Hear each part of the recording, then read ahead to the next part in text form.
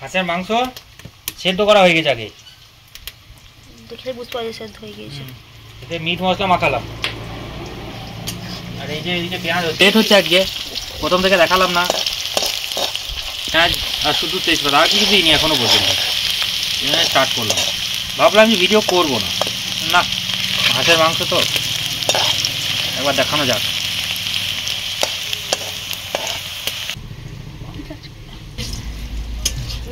এই মশলার মধ্যে আছে আদা, রসুন, পেঁয়াজ, জিরে, ধনে আর শুকনো লঙ্কা, ওটার পেস্ট এই যে দিয়ে দেওয়া হয়েছে।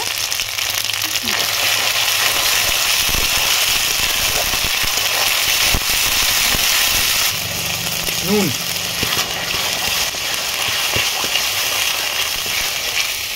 এখন জামাই রান্না করছে, আমার শ্বশুর বাড়ি এসে।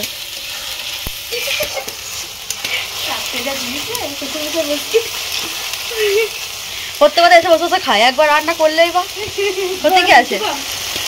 হলুদ গুঁড়ো হাফ চামচ,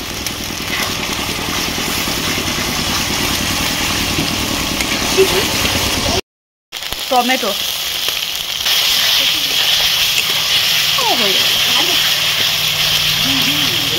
এই যে এবার মাংস দেবো।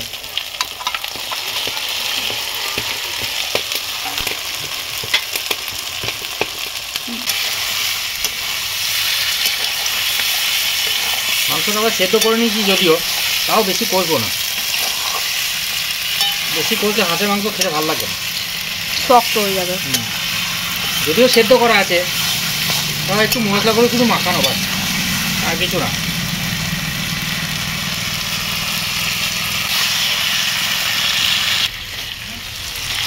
এই যে দেখুন কেমন তেল ছাড়ছে।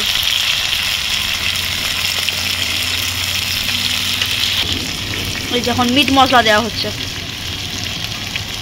হাঁসের মাংস তো একটু মশলা বেশি লাগে, নাহলে ভালো লাগবে না খেতে। না, একবার দেওয়া হয়েছে আর এই এখন মাখিয়েছি একবার, আর একটু সামান্য পড়েছিল ওই এক প্যাকেটে, ওটা দিয়ে দিলাম। এখন দেওয়া হচ্ছে লঙ্কার গুঁড়ো, কাশ্মীরি, না কাশ্মীরি লঙ্কার গুঁড়ো, এটা এমনি লঙ্কার গুঁড়ো নয় কিন্তু, এমনি লঙ্কা পেস্টে যা করা হয়েছে। হাঁসের মাংস একটু কালারটা অন্যরকম হয়ে যায় তো, কালো কালো করা হয়ে যায়। হ্যাঁ বুঝেছি।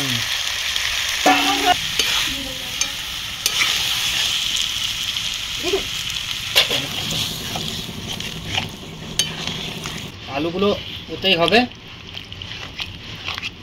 এবার ঢাকা দিয়ে দেবে নাকি সেদ্ধ হওয়ার জন্য। না, আলুটা আর মাংসটা একটু সেদ্ধ হওয়ার জন্য।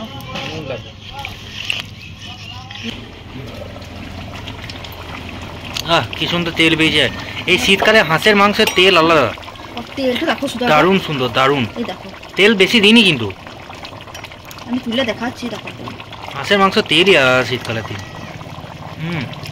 তেলটা ঘেঁটে দাও, পুরো ঘেঁটে দাও, এত তেল কিন্তু এরকম হবে না। এটুকু তোমার রান্না করার কথা ছিল, তুমি আবার লাস্ট আমাকে একবার। হ্যাঁ আমি আবার হাত দেওয়া করাচ্ছি তোমাকে, কি হয়েছে, আমি তো রান্না করলাম।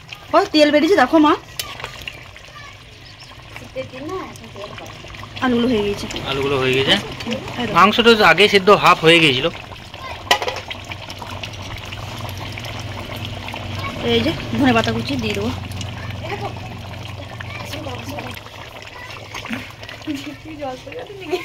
হ্যাঁ জিভ দিয়ে জলই আসে।